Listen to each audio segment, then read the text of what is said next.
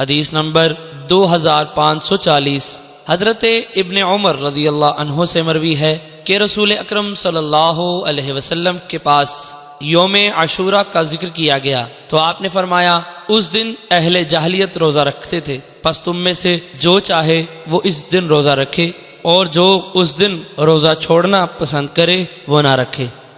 حدیث نمبر 2541 حضرت ابن عمر رضی اللہ عنہ سے مروی ہے، انہوں نے رسول اکرم صلی اللہ علیہ وسلم سے یوم عاشورہ کے بارے میں سنا۔ آپ نے فرمایا یہ وہ دن ہے جس میں دور جاہلیت کے لوگ روزہ رکھتے تھے، پس جو اس دن روزہ رکھنا پسند کریں وہ روزہ رکھیں اور جو چھوڑنا چاہیں وہ چھوڑ دیں۔ اور حضرت ابن عمر رضی اللہ عنہ اس دن کا روزہ اسی صورت میں رکھتے جب یہ دن ان کے روزہ رکھنے کے دنوں میں آتا۔